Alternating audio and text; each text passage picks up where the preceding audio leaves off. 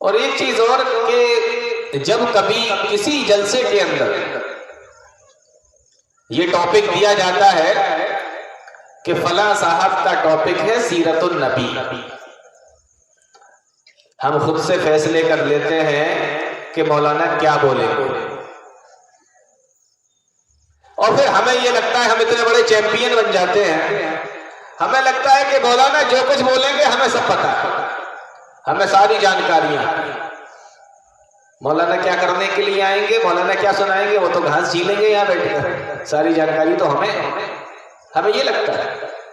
فلاں کا موضوع کیا، سیرت النبی، ارے پتہ ہے، چلو سونے چلتے ہیں، سیرت میں کیا بولیں گے پتہ ہے، پہلے ہی سے جج کر لیا، پہلے ہی سے سوچ لیا، یہ ہمارا حال ہے۔ اور ایک تیسری چیز اور، جب یہ کہا جاتا ہے کہ سیرت پر بات کرنی ہے، آپ کو پتہ ہے پیارے نبی صلی اللہ علیہ وسلم کی پوری 63 سالہ زندگی، پوری 63 سالہ زندگی، 63 سالہ زندگی جس کے کچھ حصے کو قرآن کے اندر بھی بیان کیا گیا، حدیث کی کتابوں کے اندر، تاریخ کی کتابوں کے اندر، اور حدیث کی کتابیں بھری پڑی ہیں۔ اب آپ یہ سوچنے لگے کہ مولانا کا عنوان ہے سیرت النبی، مولانا کا موضوع ہے سیرت النبی، تو اب یہ جو ہے ہمیں 1 گھنٹے کے اندر یا 1.5 گھنٹے کے اندر سب بتا دیں گے۔ ایسا نہیں ہوتا، ایسا نہیں ہو سکتا۔ تو اس کے کسی ایک حصے پر، کسی ایک چیز پر روشنی ڈالی جا سکتی ہے، پورا نہیں بتایا جا سکتا۔ ہزاروں کتابیں لکھی گئی، حدیث کی کتابیں دیکھیں آپ کو ملے گی ساری چیزیں اس کے اندر۔ تو سیرت کے حوالے سے یہ ایک بہت لمبا ٹاپک ہے، بہت بڑا ٹاپک ہے، اس کے الگ الگ گوشوں پر بات کی جا سکتی ہے، لیکن ایک ساتھ ساری سیرت بتا دی جائے مختصر سے وقت میں بہت مشکل ہے۔ تو کل ملا کر کچھ باتیں میں آج آپ لوگوں کے سامنے پیارے نبی صلی اللہ علیہ وسلم کی سیرت کے حوالے سے کرنا چاہتا ہوں، اور اس کے لیے میں نے انتخاب کیا ہے ایک حدیث کا۔ یہ حدیث صحیح بخاری کے اندر ہے، اور بالکل شروع میں ہی اس حدیث کو جنہوں نے بیان کیا وہ پیارے نبی صلی اللہ علیہ وسلم کی زوجہ محترمہ حضرت عائشہ صدیقہ رضی اللہ تعالی عنہا ہے۔ اچھا، یہ بیان کرنے والی ہے، حدیث کہاں ہے؟ بخاری کے اندر۔ بیان کس نے کیا ہے اس حدیث کو؟ حضرت عائشہ۔ حضرت عائشہ کون ہے؟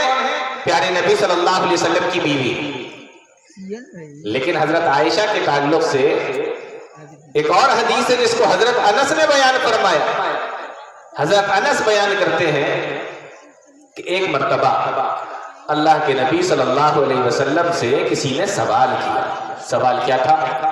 ای الناس احب الی، اللہ کے نبی مجھے یہ بتائیے کہ آپ کو لوگوں میں سب سے زیادہ کون پسند ہے؟ آپ کے رشتہ دار بھی ہیں، خاندان والے بھی ہیں، اہل بیت بھی ہیں، ننہال والے بھی ہیں، ددہال والے بھی ہیں، آپ کے اصحاب بھی ہیں، سارے کے سارے ہیں، لیکن آپ کو ان میں سب سے زیادہ کون پسند ہے؟ کون آپ کو اچھا لگتا ہے؟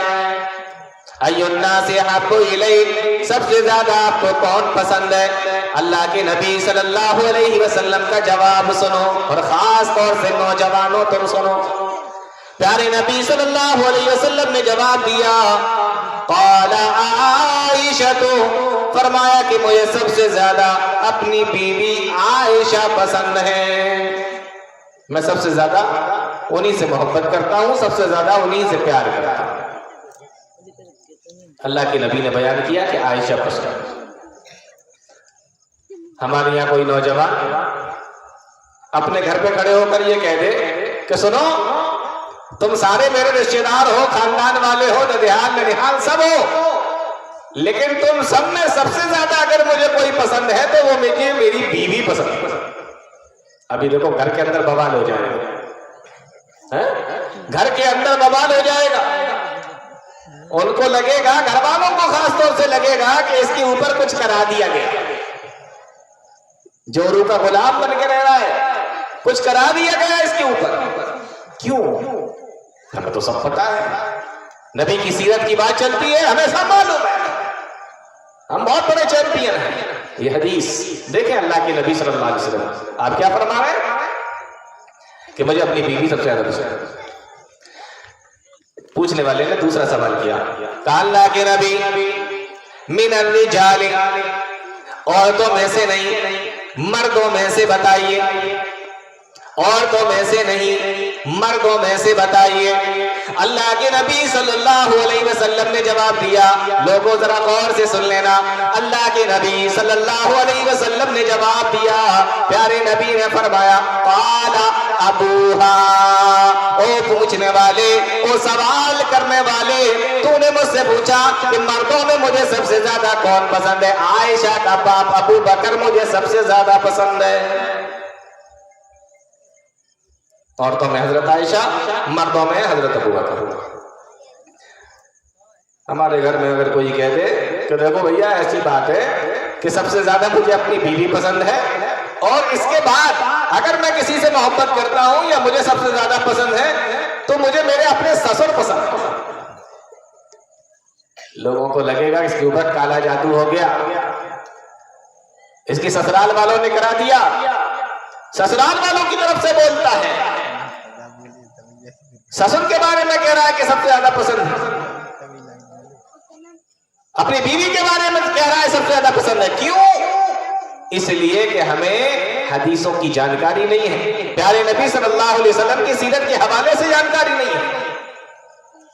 اگر آپ کو یہ بات معلوم ہو کہ کوئی اگر شخص یہ کہہ رہا ہے کہ مجھے اپنی بیوی سے سب سے زیادہ محبت ہے, تو اللہ کے نبی کو اپنی بیوی سے سب سے زیادہ محبت تھی, کیا دقت کی بات تھی؟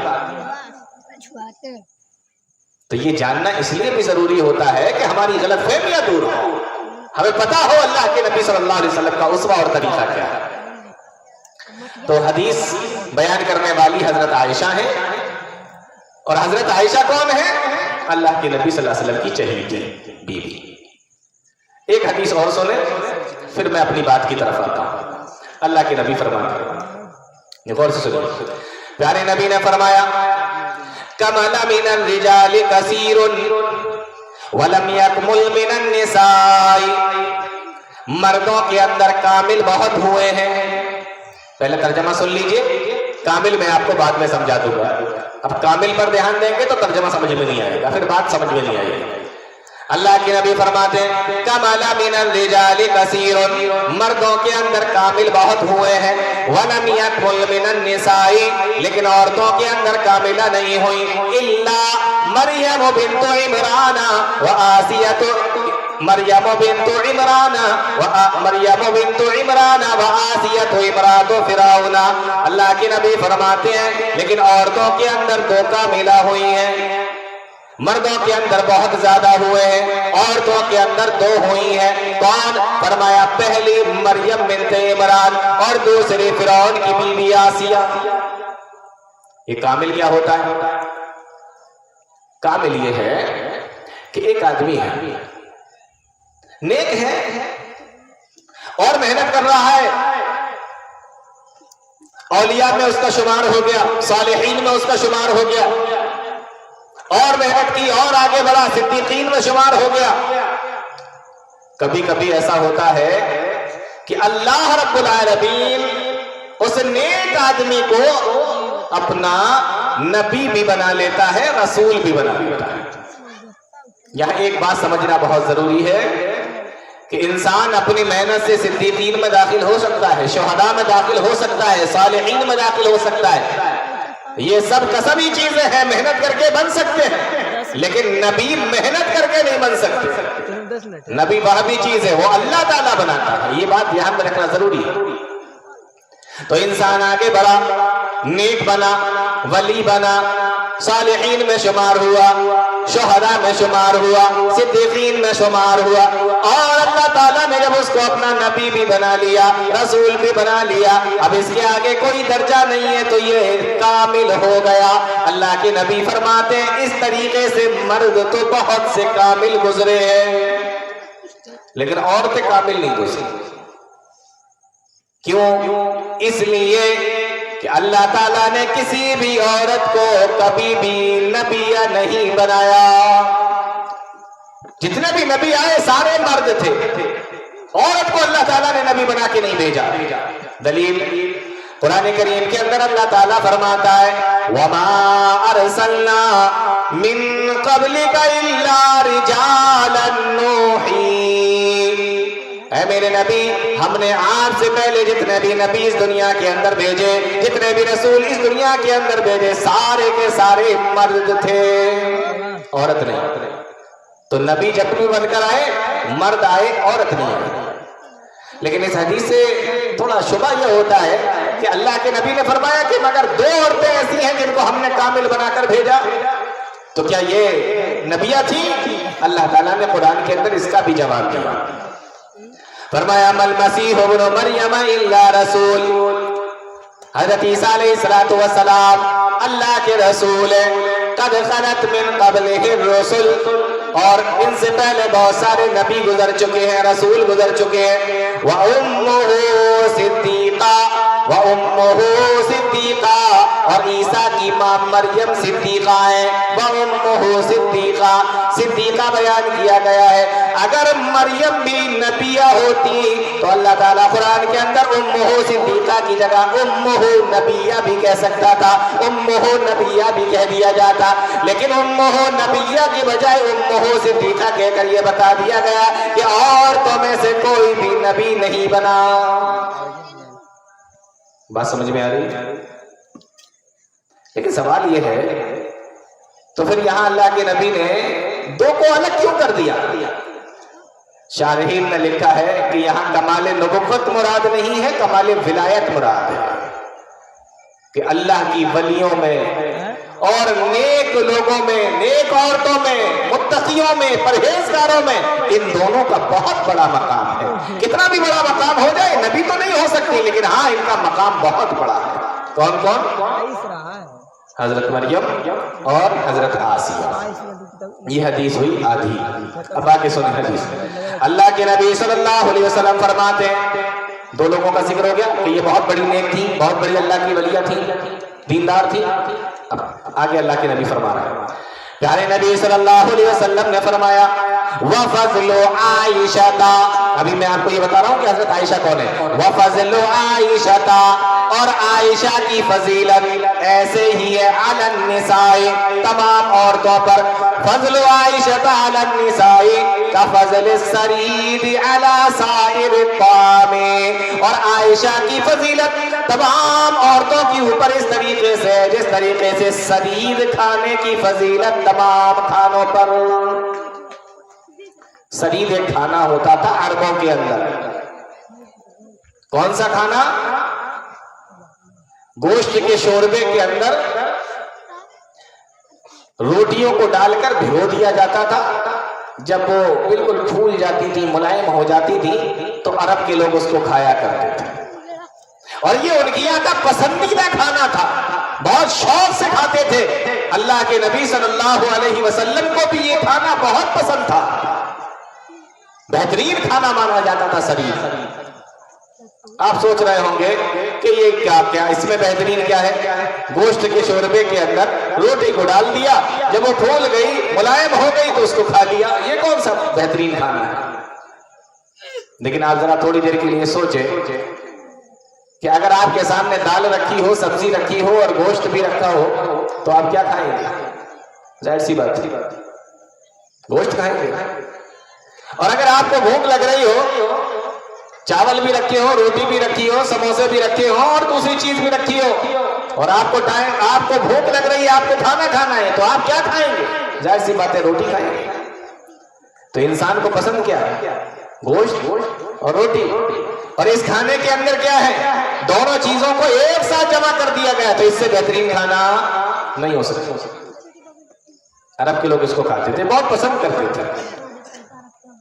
پیارے نبی نے فرمایا کہ جس طریقے سے سرید کھانا تمام کھانوں سے بہتر ہے، اسی طریقے سے میری بیوی عائشہ کی فضیلت تمام عورتوں کے اوپر ہے. اور یہ جو سرید کھانا ہوتا ہے نا، اس کھانے کا فائدہ کیا ہے؟ پہلی چیز تو یہ ملائم ہو جاتا ہے، ملائم، روٹی کو ڈال دیا شوربے کے اندر، روٹی ملائم ہو گئی۔ دوسرا، جب آپ کھائیں گے تو اس کو چبانے میں آسانی ہوگی، جب ملائم ہو جائے گی تو چبانے میں آسانی ہوگی، تو دانت والا اور بغیر دانت والا دونوں کھا سکتے ہیں۔ اور تیسری چیز، جس وقت اس کو کھائیں گے تو منہ میں لعاب زیادہ بنے گا۔ جو ہمارے یہاں پر تھوڑے پرانے بیٹھے ہوئے ہیں، ہمارے بزرگ بیٹھے ہوئے ہیں، انہوں نے بہت کھائی ہوں گی، پہلے بہت چلتی تھی، اب رواج نہیں ہے اس طریقے سے کھانے کا، اپنی یہاں پہلے بہت یہ تمام چیزیں چلا کرتی تھی اور اس کو کھاتے بھی تھے لوگ، کبھی تجربہ کر کے دیکھنا۔ تو پہلا یہ ملائم ہو جاتی، دوسرا کھانے میں آسان ہوتی، تیسرا یہ منہ کے اندر لعاب بناتی ہیں، اور چوتھا جب پیٹ میں جاتی ہے تو ہضم جلدی ہوتی ہے، اور پانچواں جب یہ ہضم ہو جاتی ہے تو خون بہت تیزی سے بناتی ہے۔ یہ اس کے فائدے ہیں اس کھانے کے۔ اللہ کے نبی صلی اللہ علیہ وسلم نے فرمایا، فضل عائشہ علی النساء کفضل الثرید علی سائر الطعام، عائشہ کی فضیلت تمام عورتوں کے اوپر اس طریقے سے ہے جس طریقے سے ثرید کھانے کی فضیلت تمام کھانوں کے اوپر ہے۔ اب یہاں ایک چیز اور سمجھ لیجیے، پیارے نبی کو یہ کھانا بڑا پسند تھا، عربوں کو یہ کھانا بڑا پسند تھا۔ کون سا؟ ثرید کھانا، دو چیزوں کو ملا کر بنایا جاتا ہے۔ پتہ یہ چلا کہ انسان اپنی پسندیدہ چیزیں کھا سکتا ہے، یہ ولایت کے خلاف نہیں ہے، یہ توکل کے خلاف نہیں ہے، یہ زہد کے خلاف نہیں ہے، انسان اپنی پسندیدہ چیزوں کو کھا سکتا ہے۔ کبھی دیکھ لیا کسی کو، مولانا کی دعوت ہے، ارے مولانا تو مار رہے ہیں، ہمارے یہاں یہی چلتا ہے، مولانا کی بات پوچھے، مولانا کے تو بڑے مزے ہیں، مال کھا رہے ہیں، بہترین کھانے کھا رہے ہیں۔ اللہ کے نبی کو بھی تو پسند ہے بہترین کھانے، آپ تو مثال دے کے بتا رہے ہیں، عربوں کو پسند ہے یہ بہترین کھانے، پیارے نبی کھایا کرتے تھے، پسند کیا کرتے تھے۔ تو اس طریقے کا کھانا کبھی کھاتے ہوئے کسی عالم کو دیکھتے تو کہتے دیکھو یہ عالم ہے، مال کھانے کے چکر میں رہتے ہیں، بہترین کھانا کھانے کے چکر میں رہتے ہیں، ایسے نہیں کہنا چاہیے، غلط بات ہے۔ تو میں نے آپ کو یہ بتایا کہ حضرت عائشہ اللہ کے نبی کو پسند تھی، اور حضرت عائشہ کی فضیلت پیارے نبی صلی اللہ علیہ وسلم نے بیان فرمائی۔ اس حدیث کی بیان کرنے والی حضرت عائشہ ہے۔ اب یہ حدیث سنا کے میں اپنی بات ختم کر دوں گا۔ حضرت عائشہ بیان فرما رہے ہیں، اول ما بدی بہ رسول اللہ صلی اللہ علیہ وسلم من الوحی،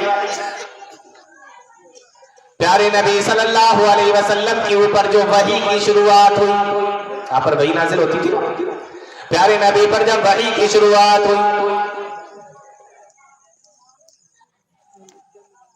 شروعات کہاں سے ہوئی؟ فرمایا الرؤیا الصالحۃ،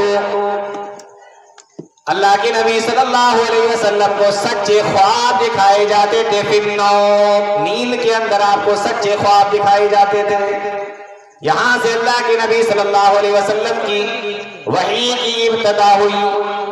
اچھا، ہم کیا سمجھتے ہیں؟ ہم یہ سمجھتے ہیں کہ وحی کا مطلب یہ ہوتا ہے کہ حضرت جبریل علیہ السلام قرآن کریم کی کوئی آیت لے کر آئے، اللہ کے نبی کو سنایا، بس اسی کا نام وحی ہے، ایسا نہیں ہے۔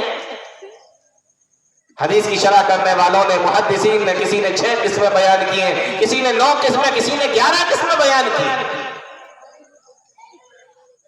تو وحی کی کئی قسمیں، صرف اتنی ہی نہیں کہ صرف جبریل امین آیتیں لے کر آئے، سچے خواب جو نبی خواب دیکھا کرتے ہیں، یہ بھی وحی کی ایک قسم ہوتی ہے۔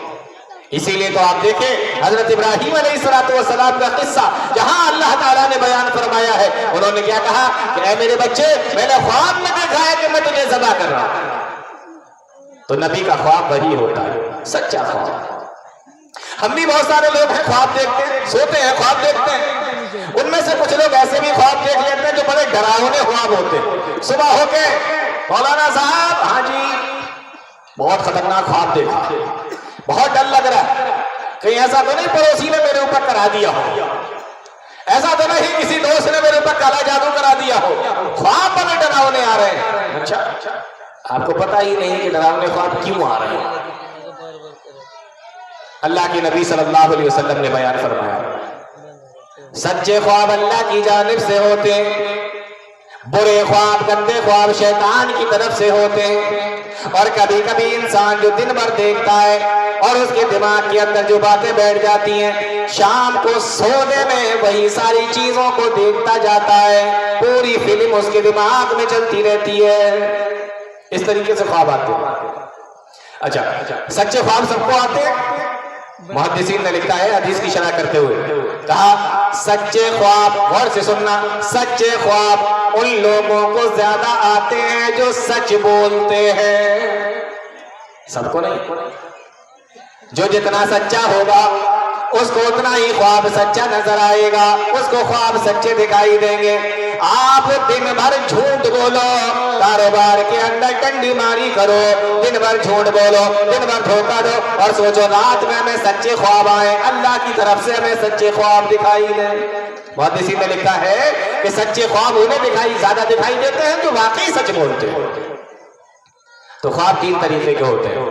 ایک وہ جو انسان دن بھر دیکھتا ہے، رات میں وہ فلم بن کے چلنے لگتی ہے، اور ایک شیطان کی طرف سے اس کو ڈرانے کے لیے، اور ایک اللہ کی طرف سے جو سچے اور اچھے خواب ہوتے ہیں. پیارے نبی نے فرمایا جب تم کوئی اچھا خواب دیکھو تو اللہ کا شکر ادا کرو، اور اگر کوئی برا خواب دیکھو فَلْيَرْزُقْ عَنْ يَسَارِهِ ثَلَاثًا، تو 3 مرتبہ اپنی بائیں جانب تھکا دو. تھوکنا نہیں ہے، تھکانا، جس میں ہلکا سا چھینٹے نکلتے ہیں تھوک کے.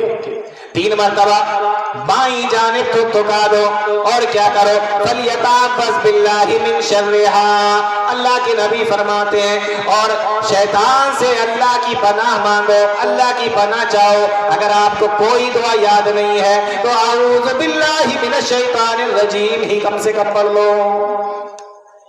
تو جب بائیں جانب 3 بار تھوکو، اعوذ باللہ پڑھو. ایک حدیث کے اندر آیا اللہ کے نبی فرماتے ہیں پھر اپنی کروٹ چینج کر لو، اگر دائیں طرف سو رہے ہو تو بائیں طرف کر لو، اور اگر بائیں طرف سو رہے ہو تو دائیں طرف کر لو. اور چوتھی چیز اللہ کے نبی صلی اللہ علیہ وسلم نے بیان فرمائی، وہ برا خواب، وہ گندا خواب کسی سے بیان مت کرو.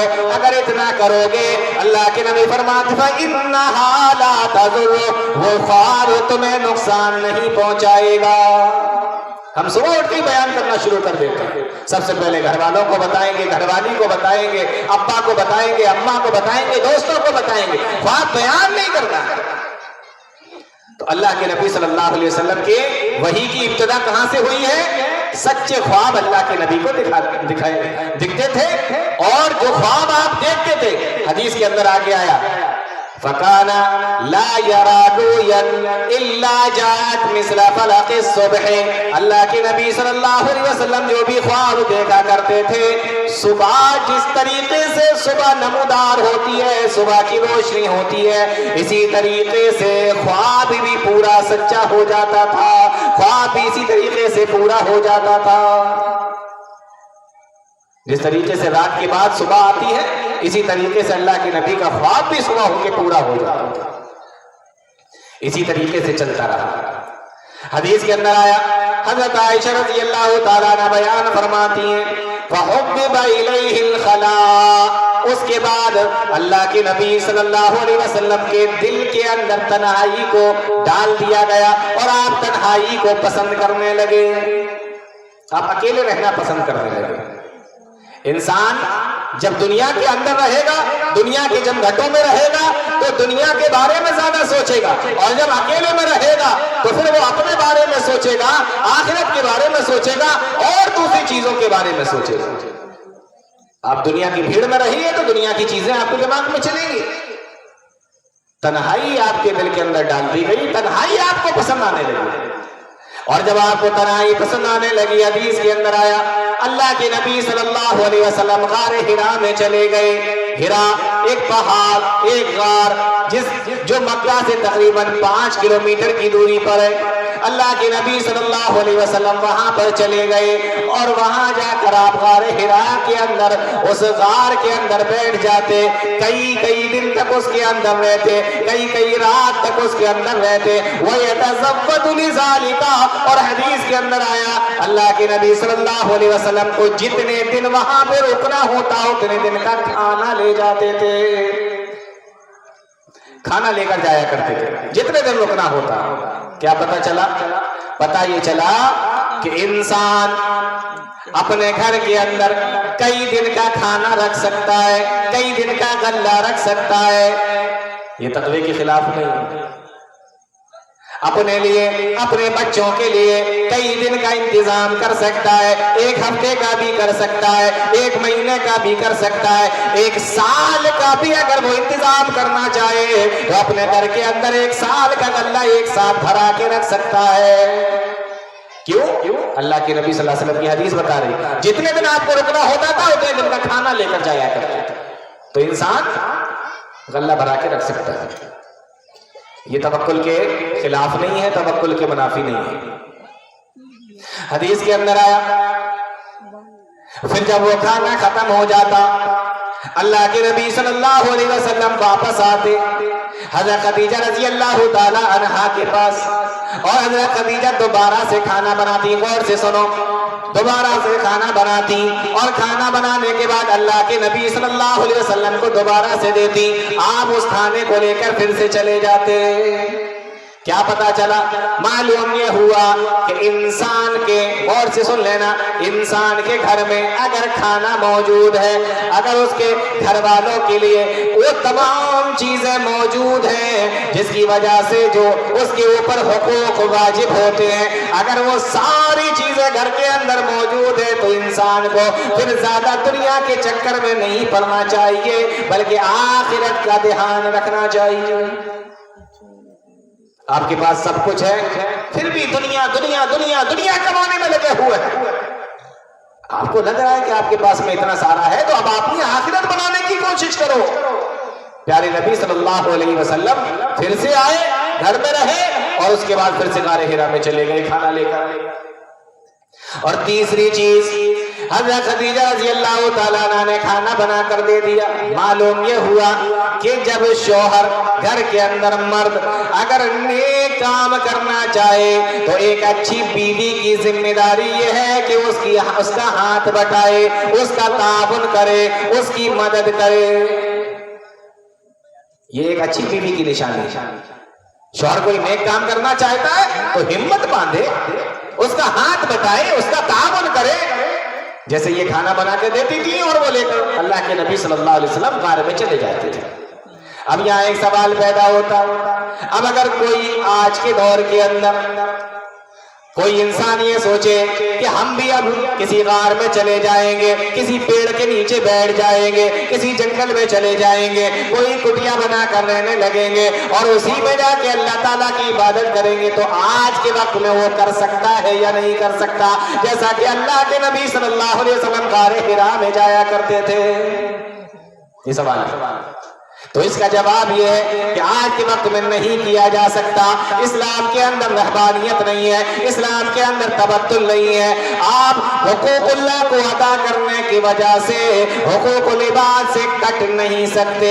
آپ کو حقوق اللہ بھی ادا کرنا پڑے گا, اللہ کا بھی حق ادا کرنا پڑے گا, اور لوگوں کے حق بھی ادا کرنا پڑیں گے, بندوں کے حق بھی ادا کرنا پڑیں گے, رشتہ داروں کے حق بھی ادا کرنا پڑیں گے, گھر والوں کے حق بھی ادا کرنا پڑیں گے.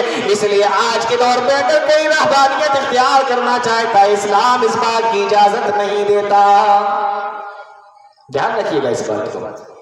ہاں, اب آپ یہ سوچ رہے ہوں گے پھر ہمارا تعلق اللہ سے کیسے جڑے گا؟ تو آپ کا تعلق اسلام ہی نے بتا دیا. تعلق کیسے جوڑو گے؟ جب آپ نماز پڑھنے کے لیے مسجد میں جاتے ہیں, اور سے سنو مسلمانوں, جب آپ نماز پڑھنے کے لیے مسجد میں جاتے ہیں, آپ نے جیسے ہی مسجد کے دروازے پر پہلا قدم مسجد کے اندر رکھا, سمجھ لو کہ دنیا والوں سے آپ کا تعلق کٹ گیا.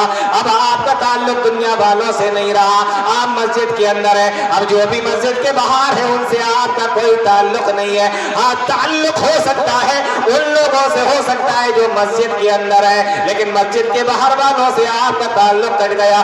لیکن اس کے بعد جب آپ مسجد کے اندر پہنچے اور آپ مسجد میں پہنچنے کے بعد آپ نے کہا اللہ اکبر, جب آپ نے اللہ اکبر کہا تو اب جو مسجد میں بیٹھے تھے ان سے بھی آپ کا تعلق نہیں رہا، اب یہ تعلق آپ کا اللہ تعالیٰ سے جڑ گیا۔ تو اسلام نے ہمیں بتا دیا کہ ہم کس طریقے سے اللہ سے اپنا تعلق جوڑیں گے۔ اگر اور زیادہ آپ کو تعلق جوڑنا ہے تو آپ تہجد کی نماز میں اٹھیے، 1 گھنٹہ 1.5 گھنٹہ 2 گھنٹہ ساری دنیا سے کٹ کے اندھیرے میں اللہ تعالیٰ کو یاد کیجیے، اللہ تعالیٰ سے اپنا تعلق جوڑیے۔ اور زیادہ اللہ سے تعلق جوڑنا ہے، رمضان کا مہینہ آ جائے اس کے 10 دن کا اعتکاف کیجیے، اپنا تعلق اللہ سے جوڑیے۔ اس طریقے سے آپ اللہ کے قریب ہو جائیں گے، آپ کا تعلق اللہ سے جڑ جائے گا۔ اسلام نے ہمیں بتایا ہے کہ کس طریقے سے تعلق جوڑنا ہے، اسلام میں رہبانیت نہیں ہے۔ آپ سوچیں کہ ساری چیزوں سے کٹ کر ہم اپنا تعلق صرف اللہ سے جوڑیں گے، اسلام اس بات کی اجازت نہیں دیتا۔ پیارے نبی صلی اللہ علیہ وسلم کا کیا حدیث کے اندر آتا ہے، غور سے سنو، حدیث کے اندر آتا ہے اسی طریقے سے اللہ کے نبی صلی اللہ علیہ وسلم جایا کرتے تھے غار حرا کے اندر، کھانا ساتھ میں لے کر جایا کرتے تھے، حتی جاءہ الملک، یہاں تک کہ اللہ کی جانب سے ایک فرشتہ آیا، نام آپ جانتے ہیں، جبریل علیہ السلام آئے، غار کے اندر آئے، غار حرا کے اندر آئے، جبریل علیہ السلام آئے۔ لیکن سنو، اس سے پہلے میں آپ کو کچھ اور باتیں بھی بتانا چاہتا ہوں۔ فرشتہ آیا، ظاہر سی بات ہے اللہ کی جانب سے آیا، وہی لے کر آیا، اب نبی بنایا جائے گا، اب قرآن دیا جائے گا۔ لیکن سوچنے کی بات یہ ہے کہ فرشتہ ڈائریکٹ کیوں نہیں آیا، یہ خواب پہلے سچے سچے خواب کیوں دکھائے جا رہے ہیں؟ اور صحیح مسلم کی حدیث ہے، اللہ کے نبی صلی اللہ علیہ وسلم بیان فرماتے ہیں، وہ لوگوں مکہ کے اندر میں اس پتھر کو آج بھی پہچانتا ہوں کہ جب میں وہاں سے نکلا کرتا تھا تو وہ مجھے سلام کیا کرتا تھا، میں ایسے پتھر کو بھی جانتا ہوں۔ تو سوال یہ ہے کہ اللہ کے نبی صلی اللہ علیہ وسلم کو ڈائریکٹ وحی کیوں نہیں بھیجی گئی؟ پہلے سچے خواب دکھائے گئے، پتھروں سے سلام کرایا گیا، کیوں؟ ایسا کیوں کیا گیا؟ ایسا اس لیے کیا گیا تاکہ اگر ڈائریکٹ وحی بھیج دی جائے، فرشتے کو بھیج دیا جائے تو پیارے نبی صلی اللہ علیہ وسلم کو سمجھ میں نہیں آئے گا کہ یہ کیا چل رہا ہے۔ اس لیے پہلے سچے خواب دکھائی گئے، ایک ماحول بنایا گیا کہ آپ اور لوگوں کی طرح نہیں ہیں، آپ کا معاملہ تھوڑا الگ ہے۔ ایسے سچے سچے خواب سب کو نہیں آتے اور اتنی جلدی پورے نہیں ہوتے، صبح کی روشنی کی طرح بالکل پورے نہیں ہوتے۔ اور کون ہے جس کو پتھر سلام کرتے ہیں؟ یہ سب آپ کے ساتھ کچھ الگ ہو رہا ہے تو آپ کچھ الگ ہیں، یہ بتانے کے لیے پہلے اس طریقے کا ایک ماحول بنایا گیا۔ باتیں سمجھ میں آ رہی ہیں؟ اب فرشتہ آیا، جبریل علیہ السلام آئے اور اللہ تعالیٰ کی طرف سے پیغام لے کر آئے۔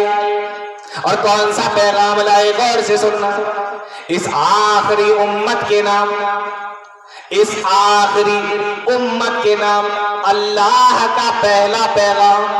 سوچو کتنا اہم ہوگا، آخری امت کے نام اللہ تعالیٰ کا پہلا پیغام آ رہا ہے۔ پیغام کتنا اہم ہوگا جس آخری امت کو پہلا پیغام دیا جا رہا ہے۔ آواز آئی، جبریل علیہ السلام لے کر آئے اور آواز لگائی، اقرا اقرا، پڑھیے پڑھیے۔ یہ پیغام لے کر جبریل علیہ السلام آئے۔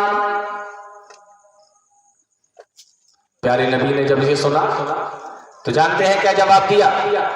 ما انا بقاری، میں پڑھا ہوا نہیں ہوں، میں پڑھنا لکھنا نہیں جانتا، میں تو امی ہوں۔ قرآن نے بیان کیا، اور امی کہتے ہیں اسی کو الذی لا یقرأ ولا یکتب، جس کو لکھنا نہ آتا ہو، جس کو پڑھنا نہ آتا ہو۔ پوچھا پڑھو، کہا میں پڑھنا نہیں جانتا، ما انا بقاری، مجھے پڑھنا نہیں آتا، میں پڑھنا نہیں جانتا۔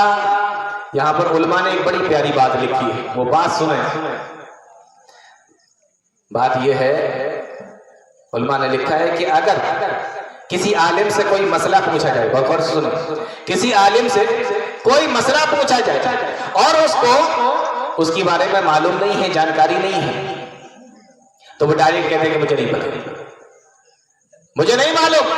ادھر ادھر گھمانے کی کوشش نہ کرے کہ ہاں ایسا تو ویسا، کہ مجھے یاد تو آ رہا ہے، میں نے دیکھا تھا، میں نے کہیں پڑھا تھا، سنا تھا، شاید اختلاف ہے وغیرہ، کچھ نہیں۔ آپ سیدھے سیدھے بولیے کہ مجھے نہیں آتا۔ اللہ کے نبی کہتے ہیں میں پڑھنا نہیں جانتا، صاف بولیے کہ نہیں آتا، کوئی دقت کی بات نہیں۔ اور سنیں، اگر کوئی عالم ایسا کہہ دیتا ہے کہ میں نہیں جانتا، مجھے نہیں معلوم، آپ نے مان لیجئے مجھ سے مسئلہ پوچھا، مجھے معلوم تھا، میں نے آپ کو بتا دیا، تو مجھے ثواب ملے گا کہ نہیں ملے گا؟ بولو، ملے گا۔ لیکن اگر آپ نے مجھ سے کوئی مسئلہ پوچھا اور میں نے آپ سے کہہ دیا کہ مجھے نہیں پتا، میں نہیں جانتا، اب بولو مجھے ثواب ملے گا کہ نہیں ملے گا؟ اب بھی ثواب ملے گا۔ کیوں؟ اس لیے کہ اللہ کے نبی صلی اللہ علیہ وسلم کی ایک حدیث ہے جس میں اللہ کے نبی صلی اللہ علیہ وسلم سے ایک شخص نے آ کے کہا تھا کہ اللہ کے نبی مجھے یہ بتائیے، ای البلدان شر، دنیا کے اندر سب سے بدترین جگہ کون سی ہے؟ پیارے نبی نے فرمایا تھا لا ادری، میں نہیں جانتا۔ تو اگر کوئی عالم کہتا ہے کہ لا ادری، میں نہیں جانتا، مجھے نہیں معلوم، تو اس کو اللہ کے نبی کی اس حدیث پر عمل کرنے کی وجہ سے ثواب ہوگا۔ تو اگر عالم سوال کا جواب دیتا ہے تب بھی ثواب، اور اگر عالم یہ کہہ دیتا ہے کہ مجھے نہیں پتا، میں نہیں جانتا، تب بھی ثواب۔ اور علماء نے لکھا ہے کہ اللہ کے نبی نے جو یہ کہا تھا کہ ما انا بقاری، میں نہیں جانتا، تو عالم سیدھے سیدھے بول دے کہ مجھے نہیں پتا۔ ہمارے یہاں تو چرچے چلنے لگی، ارے فلانا کو تو کچھ نہیں آتا، فلاں صاحب کو تو کچھ نہیں آتا، ان سے مسئلہ پوچھو، وہ کہتے ہیں مجھے پتہ ہی نہیں ہے۔ بیچارہ مولوی یہ دیکھے اس کے پاس میں یہی 2-3 چیزیں ہیں، جمعہ کا خطبہ، درس اور سوال جواب، مسئلے مسائل، اس پر بھی اگر وہ نہیں بتائے گا تو لوگ کیا سوچیں گے؟ تو وہ بھی اپنی طرف سے بولا بول، جو آتا ہے وہ بھی، جو نہیں آتا ہے وہ بھی۔ اس لیے میرے بھائیو، اس طریقے کی چرچا کرنے کی ضرورت نہیں ہے۔ تو پیارے نبی سے سوال کیا، کہا پڑھو، کہا نہیں آتا، ما انا بقاری۔ حدیث کے اندر آیا، فرشتے نے دوبارہ سے کہا پڑھو، پیارے نبی نے فرمایا کہ ما انا بقاری، مجھے پڑھنا نہیں آتا۔ فرشتے نے تیسری مرتبہ کہا کہ پڑھو، پیارے نبی نے کہا مجھے پڑھنا نہیں آتا۔ عجیب بات ہے، لیکن حدیث کے اندر آتا ہے کہ جب فرشتے نے پہلی بار کہا کہ پڑھو اور اللہ کے نبی نے فرمایا کہ مجھے نہیں آتا، میں پڑھنا نہیں جانتا، فقط تنی، اللہ کے نبی صلی اللہ علیہ وسلم بیان فرماتے ہیں کہ فرشتے نے مجھے پکڑا اور مجھے ذرا کس کے دبایا، اور ایک مرتبہ نہیں 3 مرتبہ اس طریقے سے دبایا۔ جتنی بار اللہ کے نبی نے کہا مجھے نہیں آتا، میں پڑھنا نہیں جانتا، اتنی بار اللہ کے نبی کو دبایا، 3 بار ایسا کیا، حدیث کے اندر آتا ہے۔ علماء نے اس کے بھی جواب لکھے کہ ایسا کیوں کیا گیا؟ جواب یہ دیا گیا کہ جبریل امین نے ایسا اس لیے کیا کہ جیسے آپ نے دیکھا ہوگا نا، کوئی برتن ہے اور اس کا ڈھکن بہت زور سے بند ہو گیا، کوئی برتن ہے اس کا ڈھکن بہت زور سے بند ہو گیا، اب آپ کھولنے کی کوشش کر رہے ہیں، کھل نہیں رہا ہے، تو لوگ کیا کرتے ہیں، تھوڑا ادھر سے دبایا، تھوڑا ادھر سے دبایا، تھوڑا ادھر سے ٹھوکا، تھوڑا ادھر سے ٹھوکا، پھر کھولنے کی کوشش کی تو کھل جاتا ہے۔ کہا یہ جبریل دل کھولنے کی کوشش کر رہے تھے تاکہ وہی دل کے اندر اتر جائے۔ اللہ کے نبی کو دبایا، اور علماء نے ایک بات اور لکھی ہے کہ 1 بار دبایا، 2 بار دبایا، 3 بار دبایا۔ علماء نے لکھا ہے کہ یہ دبانا اس بات پر بھی تھا کہ سنو، یہ تو پہلی وحی نازل ہو رہی ہے، اس کے بعد اور بھی وحی آئے گی، پورا قرآن آئے گا، اور یہ جو میں تمہیں دبا رہا ہوں جس کی وجہ سے تمہیں تکلیف بھی ہو رہی ہے، تمہیں پریشانی بھی ہو رہی ہے، اسی طریقے سے جب تک وحی نازل ہوتی رہے گی تمہیں تکلیف ہوگی، تمہیں دنیا والے ستائیں گے، تمہیں مکہ والے پریشان کریں گے، اس کے لیے تیار ہو جاؤ۔ ایسا نہیں ہے یہ معاملہ آسان ہے، یہ بڑا اہم معاملہ ہے۔ اور ایک بات علماء نے اور لکھی ہے، وہ بھی یہاں سے لے کر جانا، پیارے نبی صلی اللہ علیہ وسلم کو جبریل امین نے 3 مرتبہ دبایا۔ علماء نے لکھا ہے کہ اگر کوئی استاد اپنے شاگرد کو سمجھانے کے لیے، ادب کے لیے، سمجھانے کے لیے اگر ہلکا پھلکا کوئی سزا دینا چاہے تو 3 بار دے سکتا ہے، مارنا چاہے تو 3 بار مار سکتا ہے۔ 3 بار دبایا نا، تو 3 ڈنڈے، 3 تھپڑ، اس طریقے سے ہلکے پھلکے مار سکتا ہے۔ میں ہلکے پھلکے کی شرط کیوں لگا رہا ہوں؟ وہ اس لیے کہ علماء نے لکھا ہے کہ جبریل امین نے جو دبایا تھا وہ اپنی طاقت کے بلبوتے پر نہیں، اپنی طاقت کے حساب سے نہیں، بلکہ اللہ کے نبی کی طاقت کے حساب سے آپ کو دبایا، آپ کو سینے سے لگایا۔ اور اللہ کے نبی فرماتے ہیں کہ جب مجھے تکلیف ہونے لگی تو انہوں نے مجھے چھوڑ دیا۔ مطلب یہ کہ استاد اگر مارنا چاہے تو 3 چھری سے زیادہ نہیں مار سکتا، 3 تھپڑ سے زیادہ نہیں مار سکتا، اور مارے گا بھی تو طالب علم کی، بچے کی طاقت کا خیال کرتے ہوئے مارے گا، اپنی طاقت کے حساب سے نہیں۔ باتیں سمجھ میں آ رہی ہیں؟ تو 3 مرتبہ ایسا کیا گیا۔ جب 3 مرتبہ ہو گیا تو جبریل امین نے کہا، جبریل علیہ السلام فرماتے ہیں اللہ کے نبی صلی اللہ علیہ وسلم سے کہا اقرا، پڑھو، اقرا بسم ربک الذی خلق، خلق الانسان من علق، اقرا وربک الاکرم الذی علم بالقلم، علم الانسان ما لم یعلم۔ یہ پہلا پیغام ہے جو اللہ کی جانب سے آیا، اس آخری امت کے نام آیا۔ یہ پہلی 5 آیتیں تھی جو غار حرا کے اندر جبریل امین لے کر آئے تھے، جناب محمد رسول اللہ صلی اللہ علیہ وسلم کو سنا رہے تھے۔ ترجمہ آپ لوگوں کو معلوم، لیکن پھر بھی میں اشارتاً تھوڑا سا ترجمہ کر دیتا ہوں۔ اقرا بسم ربک الذی خلق، پڑھو اپنے رب کے نام سے جس نے پیدا کیا، خلق الانسان من علق، جس نے انسانوں کو جمے ہوئے خون سے پیدا کیا۔ اقرا وربک الاکرم، پڑھو اپنے رب کے نام سے جو بڑا کریم ہے۔ الذی علم بالقلم، جس نے قلم کے ذریعے سے علم سکھایا۔ علم الانسان ما لم یعلم، اور انسان کو وہ کچھ سکھایا جو وہ جانتا نہیں تھا۔ یہ 5 آیتیں لے کر جبریل آئے۔ اچھا یہ بات بھی ذرا بڑا غور سے سننے کی ہے کہ پہلا لفظ کیا ہے؟ اقرا، پڑھیے۔ ہمارے یہاں تقریریں ہوتی ہیں، درس ہوتے ہیں، خطبے ہوتے ہیں، تو اس طریقے سے بیان کیا جاتا ہے۔ ہمارے علماء بیان کرتے ہیں کہ پہلی وحی شرک کے خلاف نہیں آئی، جبکہ مکہ کے اندر شرک ہوتا تھا۔ پہلی وحی توحید کے تعلق سے نہیں آئی، جبکہ توحید کا سب سے بڑا مقام ہے، آئی تو پڑھائی کے، علم کے تعلق سے آئی۔ بات غلط نہیں ہے، بات صحیح ہے، پہلا لفظ ہی پڑھنے کے تعلق سے آیا۔ لیکن غور کریں ذرا، اگر یہ لفظ اقرا کو ہٹا دو، لفظ اقرا کو ہٹا دو، اقرا پڑھیے، اور اس کے بعد کی پھر 5 آیتوں دیکھ لی، 5 آیتوں کو دیکھ لیجئے۔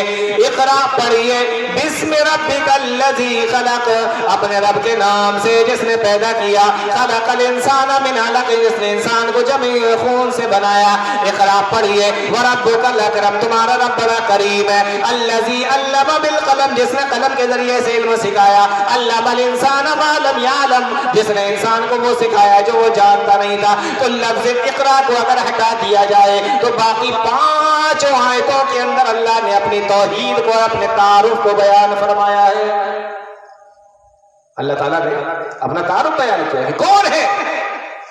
بسم ربک الذی خلق، وہ رب جس نے تمہیں۔ اور علماء نے ایک بات اور لکھی ہے کہ یہاں اقرا بسم ربک الذی میں جو رب آیا ہے نا، اس میں اشارہ اس بات کی طرف بھی ہے، الست بربکم قالوا بلا شہدنا، بتاؤ کیا میں تمہارا رب نہیں ہوں؟ جب اللہ تعالیٰ نے پوچھا تھا الست بربکم، کیا میں تمہارا رب نہیں ہوں، علماء نے لکھا کہ اس میں اس بات کی طرف بھی اشارہ ہے۔ اقرا بسم ربک الذی، یہاں پر رب کا نام اسی لیے آیا، رب کا لفظ اس لیے آیا۔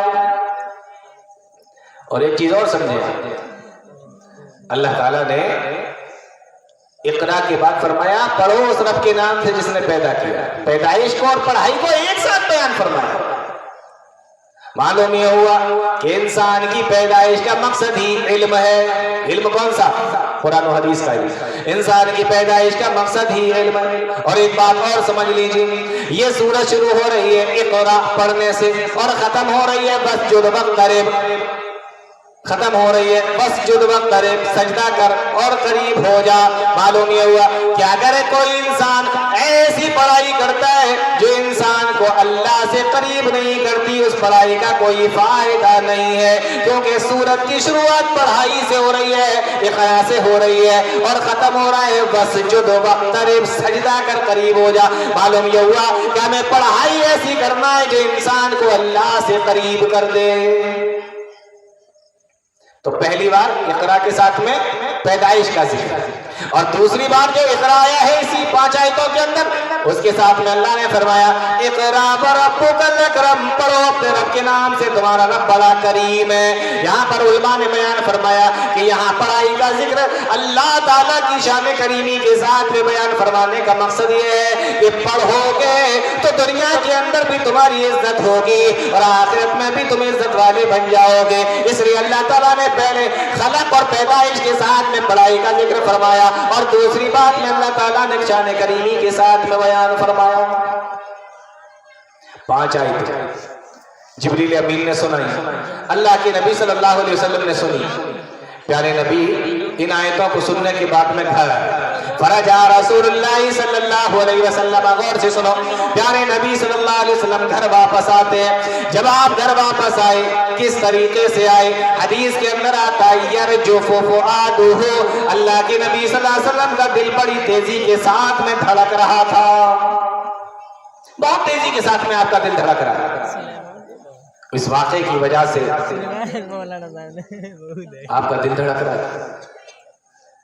اور جانتے ہیں یہ رجفہ کا جو لفظ ہے نا، یرجف فؤادہ، زلزلے کے لیے بولا جاتا ہے۔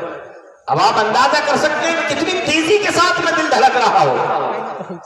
قرآن کریم بیان کرتا ہے جب شعیب علیہ السلام کی قوم کے اوپر اللہ تعالیٰ نے عذاب نازل کیا، فَأَخَذَتْهُمُ الرَّجْفَةُ فَأَصْبَحُوا فِي دَارِهِمْ جَاثِمِينَ، ہم نے ان کے اوپر زلزلے کو نازل فرما دیا، زلزلے کی شکل میں ان کے اوپر عذاب کو بھیج دیا۔ معلوم یہ ہوا وہی لفظ یہاں پر بھی حدیث کے اندر استعمال کیا گیا، یرجف فؤادہ، اللہ کے نبی کا دل دھڑک رہا تھا، یعنی کتنی تیزی کے ساتھ میں دھڑک رہا ہوگا اس کا اندازہ آپ الفاظوں کے ساتھ میں لگا سکتے ہیں۔ اللہ کے نبی اپنے گھر کے اندر آئے، کہاں پر آئے؟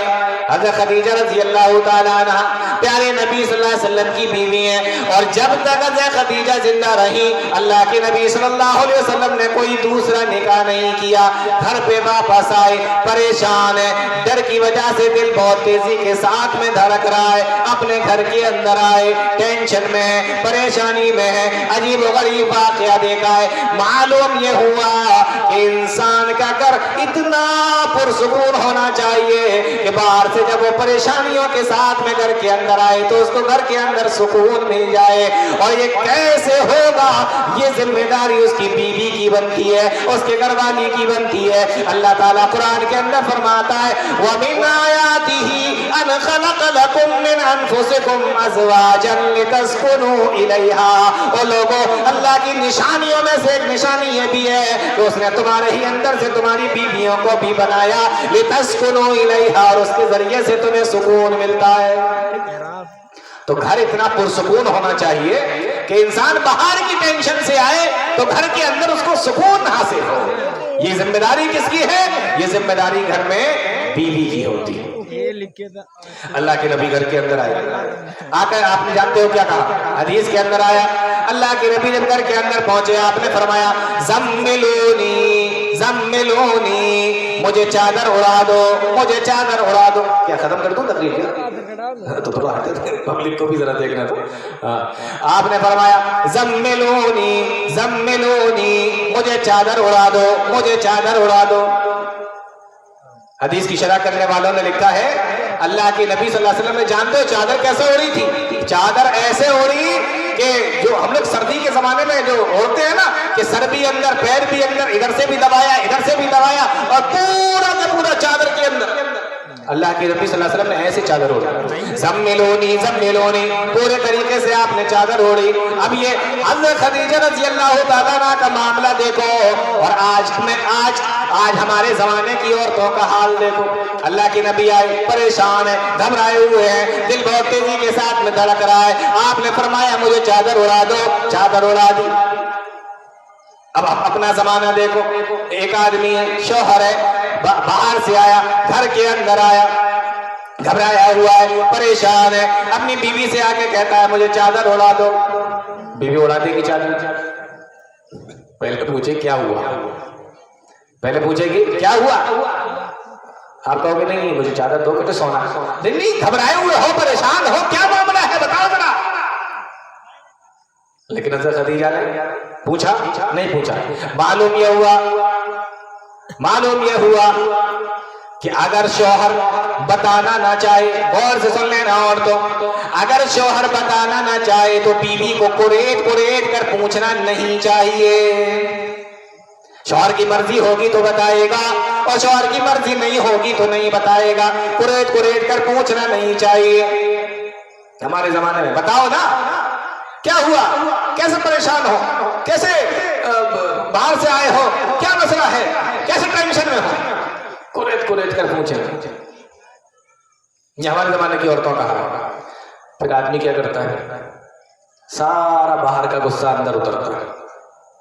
تو کبھی کبھی عورتیں مصیبت خود اپنے اوپر بلا لیتی ہیں. ارے وہ سونا چاہتا ہے، اس سے کوئی دقت ہوگی، سونے دو اس کو. اگر وہ سوچے گا سمجھے گا تو تمہیں بتا دے گا، اور نہیں تو نہیں بتائے گا. کیا مسئلہ ہے؟ نہیں لیکن سارا پوچھنا ہے. بھائی اٹھو، چادر اوڑھ کے سو گئے، کیا ہے معاملہ تمہارا، چادر اوڑھ کے سونا، بتاؤ نا کیا ہوا، کیسے پریشان ہو. ایسے نہیں کرنا ہے. یہ حضرت خدیجہ ہمیں بتا رہی. آپ نے فرمایا چادر اڑا دو. اور ایک بات اور بتا رہا ہوں، آپ نے فرمایا مجھے چادر اڑا دو، مجھے چادر اڑا دو. اللہ کے نبی صلی اللہ علیہ وسلم کو چادر اڑا دی گئی.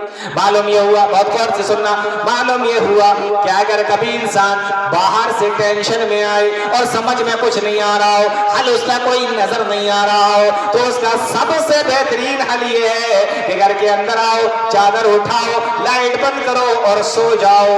اس کے علاوہ آپ کچھ کر بھی نہیں سکتے. اس کے علاوہ کیا کرو گے؟ کر سکتے تھے تو کر کے آتے نا، تو نہیں کر سکتے نا، تو سو جاؤ. اور یہ نسخہ میرا نہیں ہے، یہ نسخہ اللہ کے نبی نے بتایا ہے، پیارے نبی نے بتایا ہے. اور مجھے یقین ہے اگر کبھی ایسا کر لو گے تو جس وقت آپ کی آنکھ کھلے گی 1 گھنٹے کے بعد، 2 گھنٹے کے بعد، 4 گھنٹے کے بعد آدھی ٹینشن آپ کی دور ہو چکی ہوگی. کبھی کرتے دیکھ لینا. اور اگر پھر بھی ٹینشن دور نہ ہوئی ہو تو میں ایک نسخہ اور نبی کا بتا دے رہا ہوں. درود شریف کثرت کے ساتھ میں پڑھنا، بہت زیادہ پڑھنا، اور اسی کے ساتھ میں آیت کریمہ بھی ملا لینا، لا الہ الا انت سبحانک انی کنت من الظالمین. یہ 3 کام کر لو، سو جاؤ، اور اس کے بعد میں پھر جب اٹھو تو درود شریف پڑھو، زیادہ سے زیادہ پڑھو، آیت کریمہ زیادہ سے زیادہ پڑھو. اور اس کے علاوہ بھی کچھ کرنا چاہے تو تھوڑا بہت صدقہ و خیرات بھی کر دو، انشاءاللہ ٹینشن دور ہو جائے گی. یہ ٹینشن کا علاج. سمجھ میں آ رہی ہے بات؟ فرمایا زملونی، مجھے چادر اڑا دو، چادر اڑا دو. چادر اڑا دی گئی. اللہ کے نبی صلی اللہ علیہ وسلم سو گئے.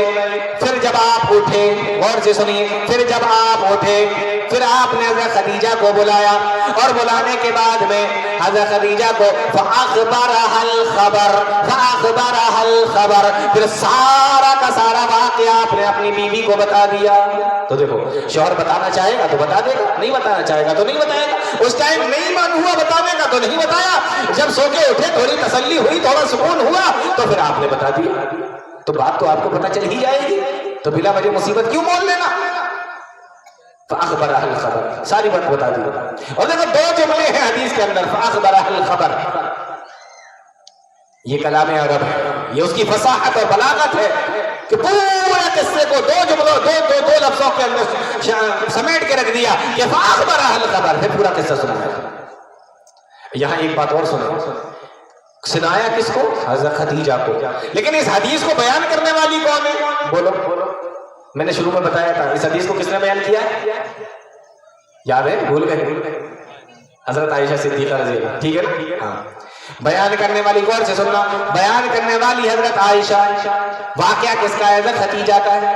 سوال یہ پیدا ہوتا ہے کہ جس وقت یہ واقعہ ہوا، بہت غور سے سنیے، جس وقت یہ واقعہ ہوا اما عائشہ نبی کے نکاح تو چھوڑو، دنیا ہی میں نہیں آئی تھی، پیدائش ہی نہیں ہوئی تھی. اب سوال یہ ہے کہ جب حضرت عائشہ تھی ہی نہیں تو واقعہ کیسے بیان کر رہی ہیں؟ تھی ہی نہیں تو واقعہ کیسے بیان کر رہی ہیں؟ ظاہر سی بات ہے کہ انہوں نے کسی دوسرے سے سنا ہوگا، کسی نے بھی بتایا ہو، چاہے پیارے نبی نے بتایا ہو یا ان کے علاوہ کسی اور نے بتایا ہو. لیکن جب اما عائشہ تھی ہی نہیں تو واقعہ کیسے بیان کر دیا؟ یہاں نبی کے صحابہ کا مقام دیکھ لو، نبی کے صحابہ کا مرتبہ اور مقام دیکھو. نبی کے صحابہ کا مقام یہ ہے کہ نبی کے صحابہ اگر نبی کی کسی حدیث کو بیان کرے، چاہے وہ حدیث اس زمانے کی ہو جس زمانے میں انہوں نے اسلام قبول کیا ہی نہیں تھا، یا اس زمانے کی ہو جس زمانے میں وہ صحابی دنیا کے اندر آئے ہی نہیں تھے، پیدا ہی نہیں ہوئے تھے، لیکن اگر نبی کے صحابہ نے اس حدیث کو بیان کیا تو وہ حدیث بالکل صحیح مانی جاتی ہے۔ نبی کے صحابہ سے یہ نہیں پوچھا جائے گا کہ تم تو زمانے میں اسلام لائے ہی نہیں تھے، تم نے یہ حدیث کیسے بیان کر دی؟ تم تو زمانے میں دنیا کے اندر آئے ہی نہیں تھے، تم نے حدیث کو کیسے بیان کر دیا؟ کیوں؟ اس لیے کہ اگر میں کوئی حدیث بیان کرتا ہوں مجھ سے پوچھا جائے گا، امام بخاری کسی حدیث کو بیان کرتے ہیں ان سے پوچھا جائے گا کہ تم نے کس سے سنا؟ وہ اگر کہتے میں نے اپنے استاد احمد بن حنبل سے سنا تو ان سے پوچھا جائے گا کہ تم نے کس سے سنا؟ وہ کہے کہ میں نے اپنے استاد امام شافعی سے سنا تو امام شافعی سے پوچھا جائے گا کہ تم نے کس سے سنا؟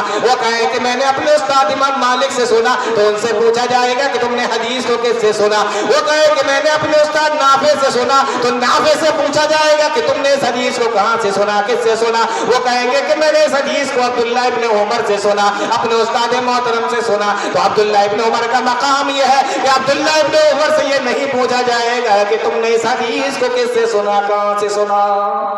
یہ نبی کے صحابہ کا مقام سمجھ لو۔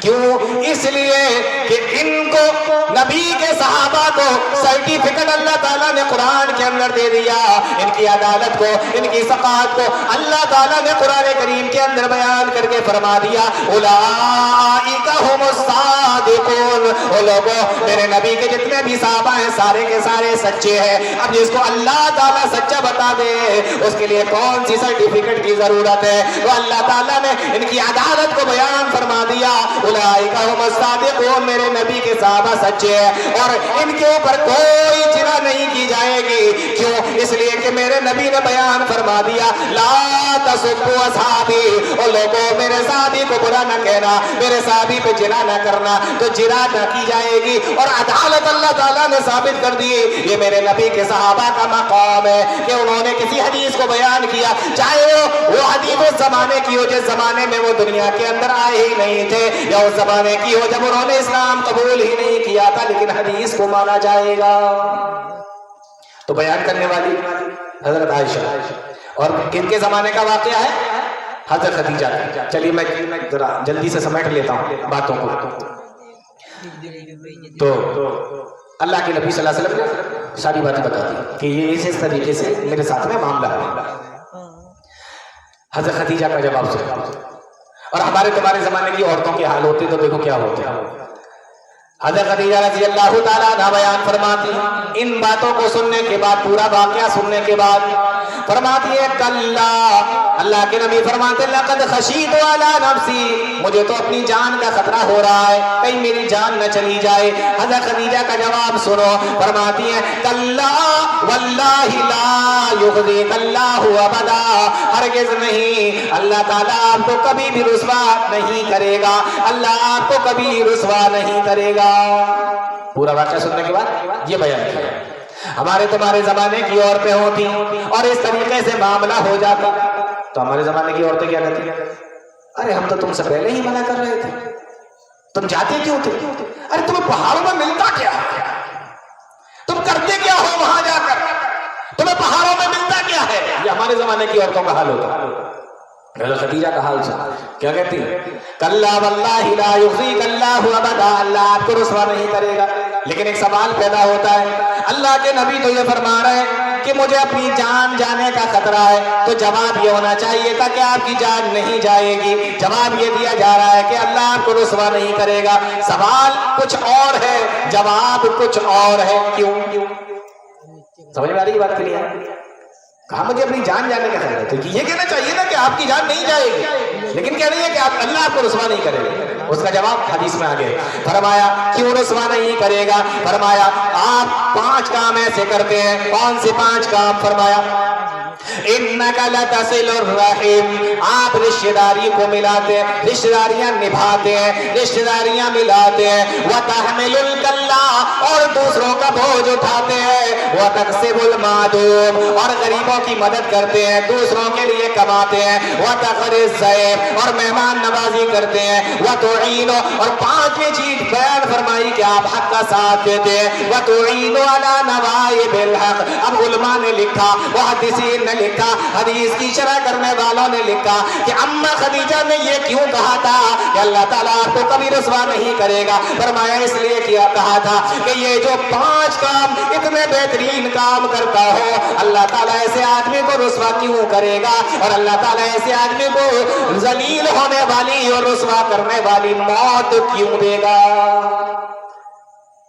جب موت عجیب طریقے سے آئے، وہ بھی ایک طریقے کی رسوائی ہے کہ نہیں؟ اور اس لیے بھی بیان فرمایا تھا کہ یہ 5 کام کرو گے، غور سے سننا، یہ 5 کام کرو گے تو ساری دنیا تمہارے پیچھے پڑ جائے لیکن تمہیں ذلیل نہیں کر سکتی، تمہیں رسوا نہیں کر سکتی. اگر تمہیں دنیا کے اندر عزتیں چاہیے تو یہ 5 کام کرو، اور اگر تمہیں آخرت کے اندر تمہیں عزتیں چاہیے تو یہ 5 کام کرو. دنیا تمہارے پیچھے پڑ جائے، اللہ تمہاری عزتوں کو رکھے گا. یہ 5 کام ہے. اِنَّكَ لَتَصِلُ الرَّحِمَ، آپ رشتہ داریاں ملاتے ہیں. وَتَحْمِلُ الْكَلَّةَ، دوسروں کا بوجھ اٹھاتے ہیں. وَتَقْرِي الضَّيْفَ، مہمان نوازی کرتے ہیں. وَتَكْسِبُ الْمَعْدُومَ، اور غریبوں کی مدد کرتے ہیں. وَتُعِينُ عَلَى نَوَائِبِ الْحَقِّ، اور آپ حق کا ساتھ دیتے ہیں. یہ 5 چیزیں بیان فرمائیں. وقت کی کمی ہے، ورنہ میں ان 5 چیزوں پر ایک ایک چیز اور بیان کرتا ہوں، رشتہ داری وغیرہ وغیرہ وغیرہ سب کے تعلق ہے. میں چاہ یہ رہا تھا کہ 5 میں سے ایک ایک چیز میں سب کے بارے میں بتاؤں. یہ اتنی اہم چیز ہے، یہ اتنی اہم چیز ہے کہ اس پر تھوڑا سا خلاصہ ہونا چاہیے، تھوڑی وضاحت ہونا چاہیے، لیکن وقت کی کمی کی وجہ سے میں ایسے ہی نکل رہا ہوں. تو حضرت خدیجہ نے فرمایا کلا واللہ لا یخزیک اللہ ابدا، اللہ آپ کو رسوا نہیں کرے گا. آپ یہ 5 کام کرتے ہیں. اب ایک بات اور غور سے سنو، بہت غور سے سننا. حضرت خدیجہ نے 5 کام گنائے. معلوم یہ ہوا ابھی آپ نبی نہیں بنائے گئے ہیں، یہ کام تو آپ پہلے سے کرتے ہیں. یہی ہے نا، یہ تو آپ 5 کام پہلے سے کرتے ہیں نا. نبی تو آپ بعد میں بنے ہیں، 40 سال کی عمر میں بنے، لیکن حضرت خدیجہ تو کہہ رہی ہیں آپ یہ سارے کام کرتے ہیں. معلوم یہ ہوا کہ نبوت سے پہلے، نبی بننے سے پہلے ہی یہ سارے کام کرتے تھے. پتہ یہ چلا کہ رشتہ داریاں نبھانا، غریبوں کی مدد کرنا، مہمان نوازی کرنا، لوگوں کے بوجھ اٹھانا، ان کے قرضے ادا کرنا، حق کا ساتھ دینا، یہ ایسے اچھے کام ہیں. اس کے لیے آپ کا کسی دھرم کا ہونا یا کسی بڑے عہدے پر ہونا ضروری نہیں ہے. یہ کام فطرت کے ہیں، یہ کام ایسے ہے کہ ہر انسان کو کرنا چاہیے. اس کے لیے آپ نبی بنیں گے پھر یہ 5 کام کریں گے، یا آپ کوئی بہت اچھے سچے پکے مومن بنیں گے پھر یہ کام کریں گے. اس کے لیے اس کی ضرورت نہیں ہے. یہ کام ہی ایسے ہے کہ یہ تو سب کو کرنا ہے. اس کا دھرم سے کوئی تعلق نہیں ہے، اس کا عہدے سے کوئی تعلق نہیں، یہ تو سب کو کرنا چاہیے.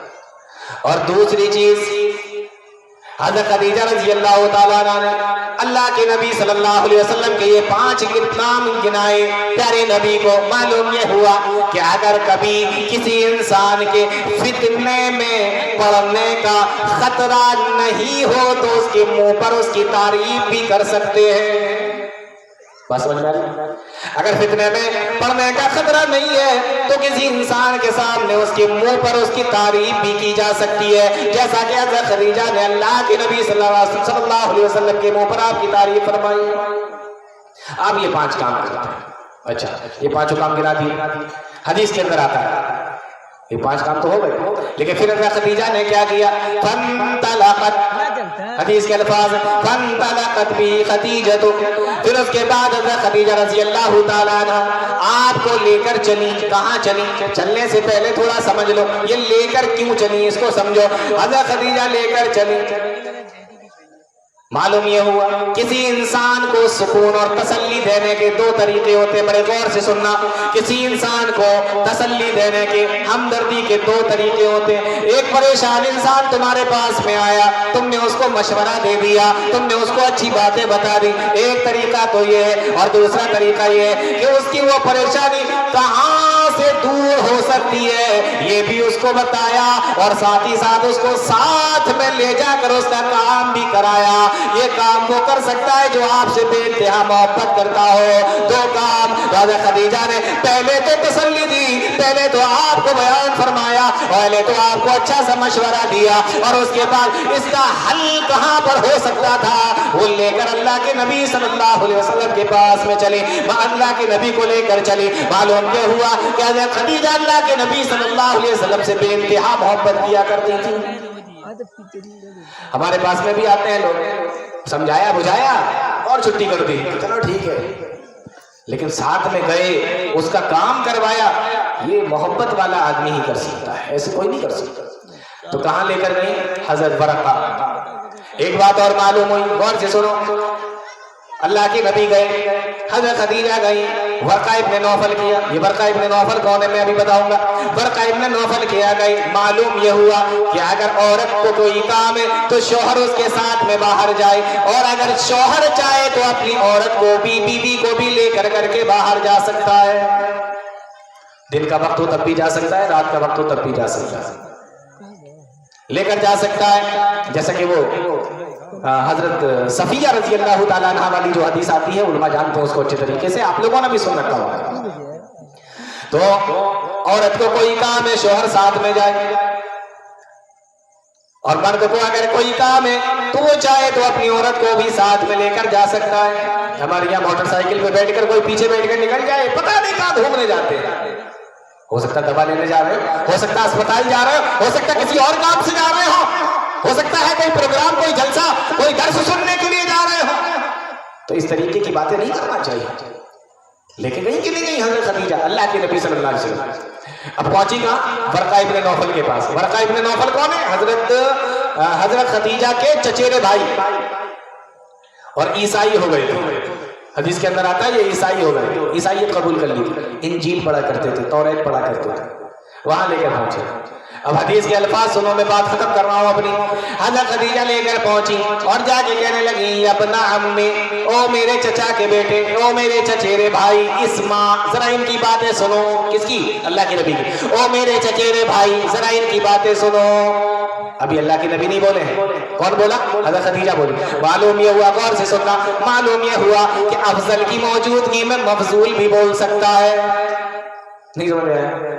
افضل کی موجودگی میں مفضول بھی بول سکتا ہے۔ اگر افضل کی طرف سے اجازت ہو، اگر افضل کی طرف سے اجازت نامہ موجود ہو تو افضل کی موجودگی میں مفضول بول سکتا ہے۔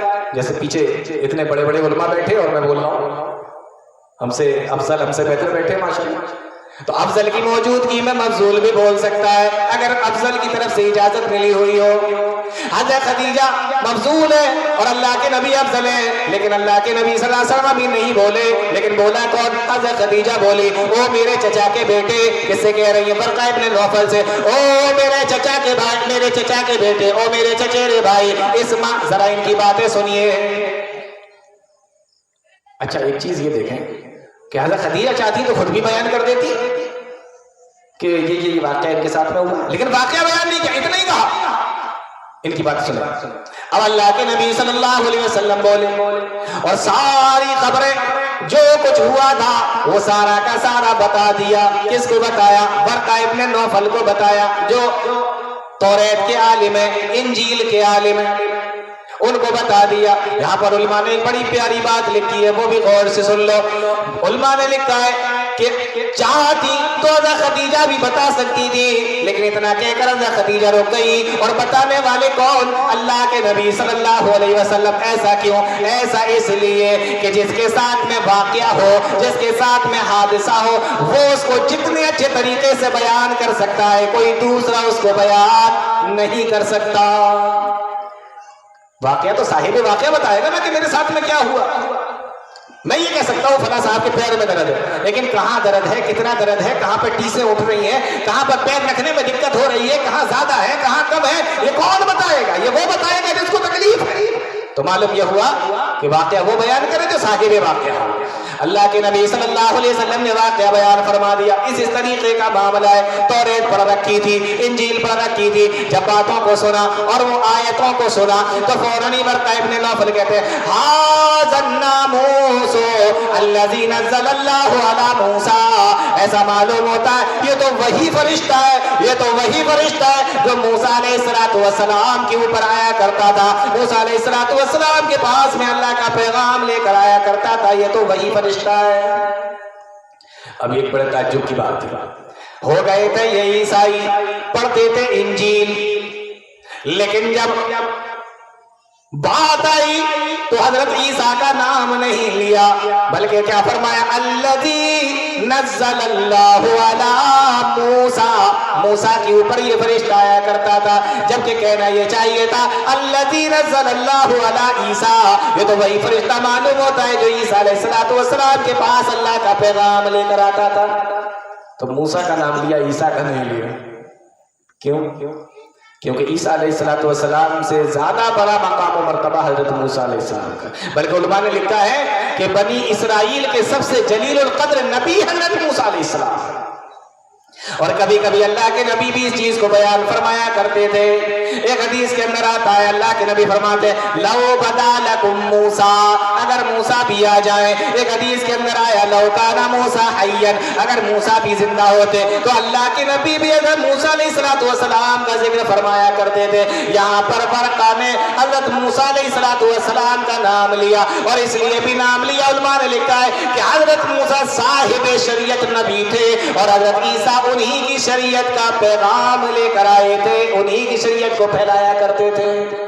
اور تیسری چیز علماء نے لکھی ہے کہ جو مماثلت اور جو مشابہت اللہ کے نبی کو حضرت موسیٰ علیہ السلام سے وہ عیسیٰ سے نہیں ہے, جبکہ حضرت عیسیٰ علیہ السلام اللہ کے نبی کے اوپر اور ان سے کہیں زیادہ اوپر جا کر حضرت موسیٰ علیہ السلام ہے. لیکن جو مماثلت اور مشابہت موسیٰ سے ہے وہ عیسیٰ سے نہیں ہے. موسیٰ کا نام بھی میم سے شروع ہوتا ہے, محمد رسول اللہ کا نام بھی میم سے شروع ہوتا ہے. موسیٰ نام کے اندر 4 حروف ہے, محمد نام کے اندر بھی 4 حروف ہے. وہ بنی اسرائیل کے سب سے جلیل القدر نبی ہے, یہ بنی اسماعیل کے جلیل القدر نبی ہے. آپ اندازہ کرو متشابہات آپ کو معلوم ہو جائے گا. الذی نزل اللہ علی موسیٰ, یہ تو وہی فرشتہ معلوم ہوتا ہے جو موسیٰ علیہ السلام کے اوپر آیا کرتا تھا. پھر اس کے بعد میں کہتے ہیں یا لیتنی, اے کاش میں اس وقت جوان ہوتا. کیا کہہ رہا ہے؟ میں اس وقت جوان ہوتا. یا لیتنی, کاش میں اس وقت جوان ہوتا. ویا لیتنی اکون حیا, اور کہ کاش میں اس وقت زندہ رہوں, اس وقت تک زندہ رہتا. کس وقت تک؟ اذ یخرجک قومک, جب آپ کی قوم آپ کو اپنے گھر سے نکال دے گی, آپ کو آپ کے شہر سے نکال دے گی. اللہ اکبر, کتنی بڑی بات ہے. اچھا پہلے یہ سمجھے, میں اس وقت جوان ہوتا. میں اس وقت, دیکھیے جوانی کیا لوٹ کے آتی ہے؟ نہیں آتی. اور زندہ رہیں گے کہ نہیں رہیں گے یہ بھی پتہ نہیں, لیکن معاملہ اتنا بڑا ہے. علماء نے لکھا ہے کہ معاملہ اتنا بڑا تھا کہ یہاں پر انہیں بھی معلوم تھا کہ جوانی لوٹ کر نہیں آتی, جوانی واپس نہیں آتی, لیکن اس کے باوجود بھی انہوں نے ایک ناممکن چیز کی تمنا کر دی, صرف اس وجہ سے کہ وہ اللہ کے نبی صلی اللہ علیہ وسلم کا ساتھ دے سکے. اور علماء نے لکھا ہے کہ یہ بالکل صحیح کہا, یعنی ایک ناممکن سی چیز ہے جس کی تمنا نہیں کی جا سکتی ہے, اور معلوم ہے کہ ایسا نہیں ہوگا, اس کے باوجود بھی نبی کی مدد اور تعاون کرنے کی وجہ سے ایسی بات بولی. خیر کی بات تھی, بول دی. کاش میں اس وقت زندہ ہوتا, کاش میں اس وقت جوان ہوتا. اذ یخرجک قومک, جب آپ کی قوم آپ کو آپ کے گھر سے نکال دے گی. یہ بڑا عجیب معاملہ ہے. اتنی دیر سے اللہ کے نبی صلی اللہ علیہ وسلم برقع ابن نوفل کی باتوں کو سن رہے ہیں, لیکن جب بات آئی کہ آپ کی قوم آپ کو گھر سے نکال دے گی, فوراً بول پڑے. کون؟ اللہ کے نبی. اب مخرجیہم, کیا میری قوم مجھے نکال دے گی؟ ارے یہ قوم کے لوگ تو وہ ہیں جو مجھے صادق کہہ کر بلایا کرتے ہیں, مجھے امین کہہ کر بلایا کرتے ہیں, میری بڑی عزت کیا کرتے ہیں, مجھے سچا اور امانت دار کہہ کے بلایا کرتی ہے اب مخرجیہم، کیا یہ قوم مجھے نکال دے گی؟ غور کرو، علماء نے لکھا ہے کہ اتنی دیر سے ورقہ ابن نوفل کی باتوں کو سن کر اللہ کے نبی صلی اللہ علیہ وسلم خاموش بیٹھے تھے، لیکن جیسے یہ قوم کے نکالنے کا نمبر آیا، شہر سے نکلنے کا نمبر آیا، ملک اور وطن سے نکلنے کا نمبر آیا، اللہ کے نبی بول پڑے۔ فرماتے علماء کرام یہ وطن کی محبت تھی جو اللہ کے نبی کے دل کے اندر تھی، یہ وطن کی محبت تھی جو نبی کے دل میں بھی تھی، اور ہم مسلمانوں کے دل کے اندر بھی ہے۔ اس کے لیے کسی سرٹیفکیٹ کی ضرورت نہیں، دکھانے کی کوئی ضرورت نہیں۔ وطن کی محبت ہر انسان کے دل کے اندر ہوتی ہے، نبی کے دل کے اندر بھی تھی، ہر مسلمان کے دل کے اندر ہے۔ اس کے لیے کوئی ہمیں سرٹیفکیٹ نہیں دے گا کہ سرٹیفکیٹ دکھاؤ ہے کہ نہیں ہے۔ نبی کے دل کے اندر وطن کی محبت، جب نکالنے کا نمبر آیا تو بولے اللہ کے نبی صلی اللہ علیہ وسلم۔ آخری بات بتا کے بات ختم کر رہا ہوں۔ ورقہ ابن نوفل نے جب یہ سنا تو کہا کہ ہاں لم یات رجل، آپ سے پہلے جو بھی آدمی آیا اس دعوت کو لے کر، اس بات کو لے کر، ایسے پیغام کو لے کر، اس بات کو لے کر آپ سے پہلے جو بھی آیا الا اودیا، قوم کے لوگ اس کے خلاف ہو گئے، قوم کے لوگ اس کے دشمن ہو گئے۔ آپ کے ساتھ میں بھی ایسا کیا جائے گا۔ حضرت ورقہ ابن نوفل نے کہا اگر میں اس وقت تک زندہ رہا تو میں آپ کی بھرپور مدد کروں گا، لیکن حدیث کے اندر آتا ہے کہ کچھ دنوں کے بعد ورقہ ابن نوفل کا انتقال ہو گیا، وفات ہو گئی، دنیا سے چلے گئے، موت آ گئی ورقہ ابن نوفل کی۔ ایک حدیث کے اندر آتا ہے اللہ کے نبی صلی اللہ علیہ وسلم نے فرمایا کہ لوگوں میں نے ورقہ ابن نوفل کو خواب میں دیکھا ہے جنتی لباس پہنے۔ کیا فرمایا؟ میں نے خواب میں دیکھا جنتی لباس پہنے۔ تو یہ ایک حدیث تھی جو بخاری کے اندر آئی ہے، اس کو بیان کرنے والی اما عائشہ صدیقہ رضی اللہ تعالیٰ عنہ ہے، اور یہ واقعہ پیارے نبی صلی اللہ علیہ وسلم کے وحی کے بالکل ابتدائی زمانے سے ہوتا ہے۔ اس سے کہا گیا تھا کہ سیرت کے حوالے سے کچھ باتیں کریں، تو میں نے سوچا کہ اس حدیث کے روشنی میں کچھ پیارے نبی صلی اللہ علیہ وسلم کی سیرت آپ کو بتلا دی جائے۔ اللہ تعالیٰ ہم تمام لوگوں کو نبی کی سیرت پر عمل کرنے کی توفیق عطا فرمائے، نبی کے طریقے پر چلنے کی توفیق عطا فرمائے، آمین یا رب العالمین۔ وآخر دعوانا الحمدللہ رب العالمین۔